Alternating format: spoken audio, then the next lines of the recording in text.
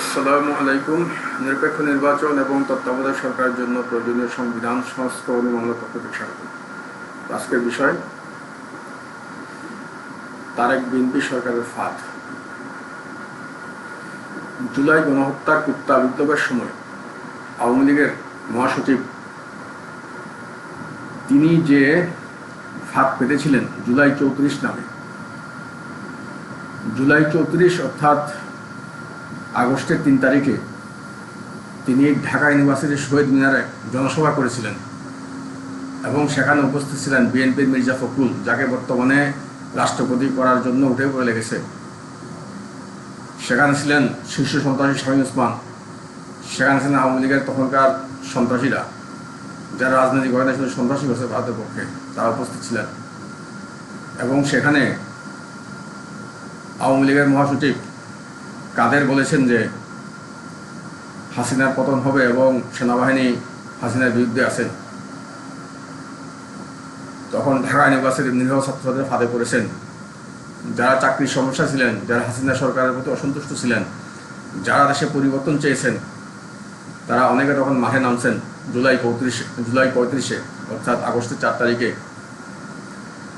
এবং মাঠে নেমে তারা তখন সেনাবাহিনীর দ্বারা তারা গ্রেফতার হয়েছেন, পুলিশের দ্বারা গ্রেফতার হয়েছেন এবং ইন্ডিয়ান বিএসএফ সেনা পুলিশ জঙ্গি গোড়া যারা আছেন তাদের দ্বারা তারা অনেকে ধর্ষিত হয়েছেন, লাঞ্ছিত হয়েছেন।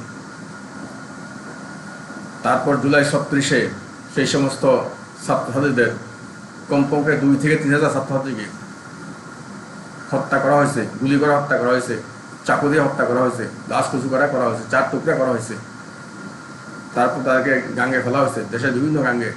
বুড়িগঙ্গায় সবচেয়ে বেশি, ঢাকা শহরের মধ্যে বুড়িগঙ্গা সবচেয়ে বেশি, এবং বুড়িগঙ্গার পানি নষ্ট ছিল। আমি তো বুড়িগঙ্গা নদীতে উপর দিয়ে প্রতিদিন যাতায়াত করতাম এবং আমি দুর্গন্ধে যেতে পারতাম না। এখন আল্লাহর রহমতের বৃষ্টি হওয়ার কারণে পানি কিছুটা ভালো। এই জুলাই 34 কুত্তা কাদেরের ফাঁদে পড়ে যে নিরীহ ছাত্রছাত্রীরা মারা গেছেন, সেই আলোকে দেখলাম যে হিজলা তারেক কথা বলতেছেন যে 2034 সালের মধ্যে বাংলাদেশ $3 অর্থনৈতিক দেশ হবে, $1 ট্রিলিয়ন অর্থনৈতিক দেশ হবে। আচ্ছা, মনে করেন যে বাংলাদেশের বর্তমানে অর্থনীতি কেমন? যে দেশের মূল্যস্ফীতি বেশি সে দেশের অর্থনীতি খারাপ, যে দেশের মূল্যস্ফীতি বেশি সে দেশের অর্থনীতি খারাপ। বাংলাদেশে গত 10 বছরে সব কিছুর দাম দ্বিগুণ করা হয়েছে। চালের দাম 45 থেকে 90 টাকা, তেলের দাম 120 থেকে 220 টাকা, ডালের দাম 80 থেকে 160 টাকা করা হয়েছে। এভাবে সব কিছুর দাম দ্বিগুণ করা হয়েছে। বাটার বোনের দাম 10 টাকা থেকে 20 টাকা করা হয়েছে, কেকের দাম 10 টাকা থেকে 15 টাকা করা হয়েছে, 4 থেকে ছোটো একটা কেকের পিসের দাম। তারপর পরোটা 5 টাকার পরোটা 10 টাকা করা হয়েছে। এইভাবে তারা দেশের জিনিসপত্রের দাম বাড়াইছে। দেশের মূল্যস্ফীতি নিয়ন্ত্রণ না করে কীভাবে একটা শক্তিশালী রাষ্ট্র হওয়া যায়? আসলে দেশে দুর্ভিক্ষ সৃষ্টি করা তাদের কাজ এবং সেই লক্ষ্যে তারা কাজ করতেছেন। এবং $1 ট্রিলিয়ন কথা যে বলতেছেন, সেটা হচ্ছে চীনের অর্থনীতি। চীনের ফরেন রিজার্ভ $1 ট্রিলিয়ন মতো, আমেরিকার চেয়ে বেশি। আমেরিকার ব্যাংকে আছে। আমেরিকা সেই কারণে চীনকে মূল্য দিয়ে চলে, যে চীনের সঙ্গে বিজনেস করে চীনের এগুলা প্রতি আমেরিকার একটা আগ্রহ আছে, লোভ আছে। চীনকে এই জন্য আমেরিকা সম্মান করে, মদত দেয়। তো একটা পরাশক্তি চীন, যে চীন দ্বিতীয় বিশ্বযুদ্ধের পরে 70 বছর লাগছে $1 ট্রিলিয়ন অর্থনীতি দেশ হতে, সেই চীনের সমকক্ষ হতে চায় হিজলা তারেকের মতো একটা ছেলে, যে ছেলে সকালবেলা পরোটা থেকে আটা চুরি করে খায়, যে ছেলে কেকের পিস থেকে আটা চুরি করে খায়, যে ছেলে তেলের বাজার থেকে তেল চুরি করে খায়, যে ছেলে চালের বাজার থেকে চাল চুরি করে খায়। সায়দাবাদ, যাত্রাবাদে যে সমস্ত বাস কাউন্টার আছে, ওই সব বাস কাউন্টার থেকে বাসের দাম বাড়িয়ে, ঢাকা থেকে চট্টগ্রামে আগে যেতাম 450 টাকা করে, এখন হচ্ছে 650 টাকার নিচে তারা টিকিট করে না। 200 টাকা হিজলা তারেকে দিতে হয়। একটা চাঁদাবাদ ছেলে দেশের মানুষকে ফাঁদে ফেলতেছেন। যে 2034 যে কুত্তা কাদের মতো জুলাই 34কে 2034 বলতেছেন, যে 2034 তারিখের মধ্যে বাংলাদেশ 2034 বছরের মধ্যে বাংলাদেশই হবে $3 অর্থনীতি দেশ হবে।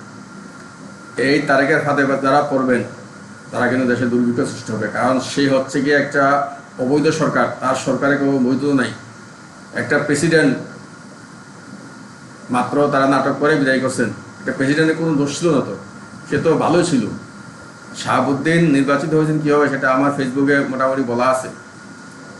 ওরা তখন তকসিদ ছিল আমার বিরুদ্ধে, আমাকে ঠকিয়ে তখন শাহাবুদ্দিনকে মনোনয়ন দেওয়া হয়েছে। তো ও কীভাবে শাহাবুদ্দিনকে বিদায় করে? শাহাবুদ্দিনের ওর আগে তো শাহাবুদ্দিন ক্ষমতা পাইছে। শাহাবুদ্দিন চরিত্রহীন ছিলেন না, কিন্তু তারা একটা চরিত্রহীন ছেলে। শাহাবুদ্দিন চরিত্রহীন ছিলেন না, মির্জা ফখরুল চরিত্রহীন ছেলে। শাহাবুদ্দিন চরিত্রহীন ছিলেন না, বিএনপির যে মোশাররফ জালানি মতো ছিল আগে চরিত্রহীন লোক। এই সমস্ত লম্পট লোকদের বসাতে চাইছিলেন ভারত, কারণ লম্পট লোকদের না বসাতে পারলে ভারতের বাংলাদেশের যে সামরিক আগ্রাসনের কথা সেটা বাস্তবায়ন হবে না, এবং দুর্ভিক্ষ সৃষ্টি না করলে সেটা সম্ভব নয়। এবং আরেকটা ভয়ঙ্কর কারণ বিষয় আমি আমার ফেসবুক পোস্টে বলেছি যে এসব করে তারেক যে বাংলাদেশের যে ইন্ডিয়ান সামরিক উন্নয়নের যে টাকা বাংলাদেশের ব্যাংক লুট করেছেন হাসিনা সরকার। গত 17 বছর 18 বছর হাসিনা সরকার ক্ষমতা দেখেছেন, থেকে ব্যাংকের টাকা লুট করে উন্নয়ন কর্মকাণ্ড করেছেন। হানি ফ্লাইওভার, পদ্মা সেতু, তারপর মেট্রো রেল, এগুলো সব হচ্ছে সামরিক প্রকল্প এবং সামরিক উন্নয়ন। পদ্মা সেতুতে ইন্ডিয়ার সবচেয়ে বড় সেনানিবাস হবে, ও মেট্রো রেলের 20 থেকে 25টা প্ল্যাটফর্মে সেনা ক্যাম্প, এবং মেট্রো এবং হানি ফ্লাইওভার নিচে হচ্ছে অস্ত্রাগার। হানি ফ্লাইওভার নিচে জয়কালী মন্দির, ওটা হচ্ছে অস্ত্রাগারের জায়গা, এবং উপর দিয়ে তার টোল খায়। আর যাত্রাবাড়ি সায়দাবাদের সব রাস্তা ব্লক করে দিয়ে উপর দিয়ে টোল খাইতেছে, আর জয়কালী মন্দির অস্ত্র রাখতেছে। সবগুলো খুবই সামরিক প্রকল্প। এই সমস্ত প্রকল্পের টাকা চীনা ঋণের নামে চালাইতেছে। চীনা ঋণের নামে চালাইলে ভারত এবং চীন মিলে, এবং পরাশক্তি আমেরিকা আছে, রাশিয়া আছে, ব্রিক্স আছে, তাদের সঙ্গে মিলে বাংলাদেশের দেউলিয়া রাষ্ট্র করতে পারবে। সুতরাং হিজলা তারেকের 2034 সালের মধ্যে যে বাংলাদেশে করবে, $3 অর্থনীতি দেশ করবে, তার ব্যাখ্যা হলো যে এই ফাঁদে যারা পড়বেন এবং হিজলা তারেককে যারা ক্ষমতার জন্য করবেন, তারা কিন্তু 2034 সালের মধ্যে বাংলাদেশের দুর্ভিক্ষ দেখবেন, এবং দেখবেন যে বাংলাদেশের অর্থনীতি দেউলিয়া একটা দেশ হয়েছে। কারণ বর্তমানে বাংলাদেশের ব্যাংক লুট করে, ব্যাংক খালি করে এসব প্রকল্প করা হয়েছে। এখন এসব যদি চীনের নামে চালায়, চীনের ঋণের নামে চালায়, তাহলে কিন্তু বাংলাদেশের পক্ষে চীনকে ঋণ দেওয়া সম্ভব না, তখন বাংলাদেশ অটোমেটিক্যালি দেউলিয়া রাষ্ট্র হবে। আল্লাহ পাক এই ভয়াবহ ছেলে হাত থেকে রক্ষা করুক। এবং ত্রিপল গণধর্ষক কাদেরকে ত্রিপল গণধর্ষক কেন বলা হয়? কারণ কাদের ঢাকা ইউনিভার্সিটিতে যখন হত্যা, গুম এবং ধর্ষণ হয়েছে, তখন কাদের এরকম 3-4টা মেয়েকে ধর্ষণ করছেন, আবার ঘরে ডেকে নিয়ে আসছেন ধর্ষণ করার জন্য, পালাক্রমে ধর্ষণ করছেন, ধর্ষণ করে তারপর তাদেরকে মেরে তারপর লাশ ফেলেছেন নদীতে। এত খারাপ কাদের, সেই কাদের সঙ্গে সুর মিয়ে তারেক বলতেছে, ওই তারেক তো ধর্ষণ করছে 2024 সালের নির্বাচনের পরে বাংলাদেশে এসে। আমার সঙ্গে বিএনপি এক নেতৃত্ব ডলি ফারহানা, নাজমুল ফারহানা, তার সঙ্গে ভিসা আইতিতে গণতন্ত্র সম্পর্ক ছিল। সেখানে লন্ডন থেকে এসে হাসিনার সঙ্গে আঘাত করে, কাদের সঙ্গে আঘাত করে ওই মেয়েকে ধর্ষণ করছে তারেকে। ওই মেয়েকে নিয়ে রাজনীতি করতেছে। হ্যাঁ, তখন আমি বলছিলাম যে এগুলা করতেছেন, পরে ওই মেয়েকে নিয়ে রাজনীতি করতে হবে। এবং ওই মেয়েকে নিয়ে রাজনীতি করে এরা। আল্লাহ পাক এর সঙ্গে লম্পটদের হাতে রক্ষা করুন। তারেক হচ্ছে একটা লম্পট, কাদের হচ্ছে একটা লম্পট।